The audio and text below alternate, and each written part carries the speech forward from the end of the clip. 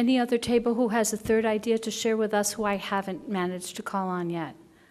I have one, then I'll take the benefit of having a last word from table 15. One of the things that we talked about, spurred by some earlier Reinventing Stamford conversations, and one of the comments of today's panelists about great local access television stations in Seattle, is the idea of creating a television station here for local access programming, high quality, and opportunity to communicate out to Stamford's 125,000 residents on topics ranging from reinventing Stamford to our educational systems and entrepreneurship opportunities.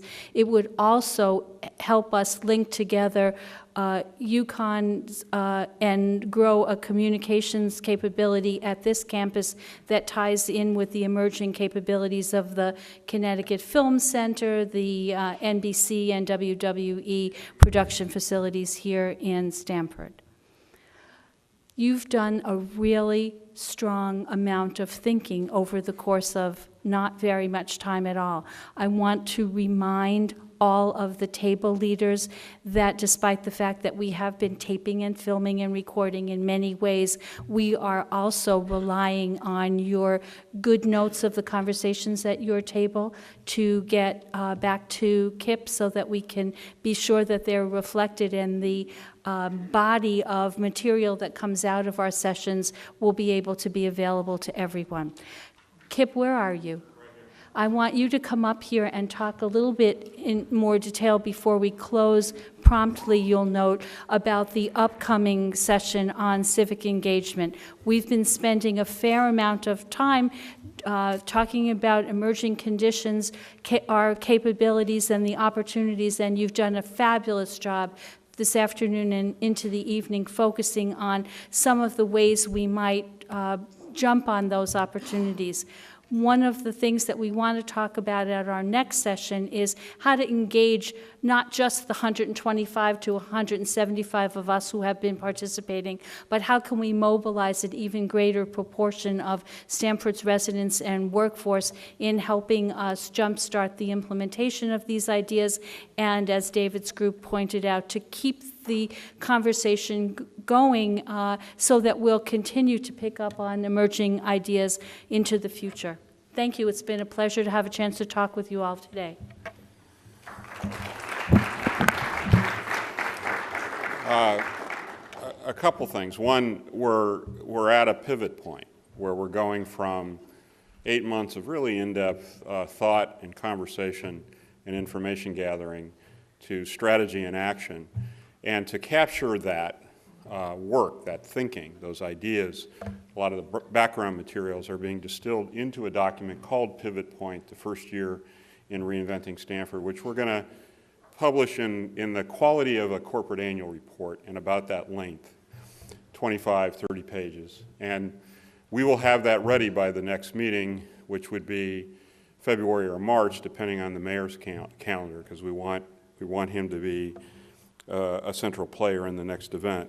The other thing that we're going to try to do between now and then is begin to organize 4 teams of Reinventing Stamford participants that are open-ended so that other folks could join. And so we're looking for 4 folks who will convene each of 4 teams. And the way we're thinking of organizing those teams is one would be looking at finding opportunities in emerging conditions. So continuing the process on an ongoing basis that we've been doing these past months, because we have to keep doing it. And as part of that, sort of distill a lot of the ideas that came out of this event, but also create what I described earlier as that network of listening posts that could provide us all almost real-time intelligence about what the emerging conditions and opportunities are. Then there's another group that would look at building an innovation-capable workforce, which, as you remember, is the way we positioned that intersection of education and the economy, with a real focus on increasing experiential learning, but also building a much stronger higher ed function in Stamford by whatever means. by whatever means. The third one would be building or creating a creative habitat, making Stamford as a place that fosters creativity. Part of that is really looking at how you maintain and build diversity, which gets into not just affordable housing, but affordable commercial space. Lots of ideas came out about that today. Another piece of it is mobility. Auto-oriented places are not exactly the ideal creative habitat. You want to have a place where people can bump into each other face-to-face on the sidewalk. People get on the sidewalk primarily if there's a great public transit system. That's how you get people on the sidewalk. So a group looking at that. And then a final one really looking at expanding regional networks that Stamford could be part of. And that would have a couple of different dimensions. The obvious opportunity is to expand commuter and intercity rail and working in coalition with other places to do that.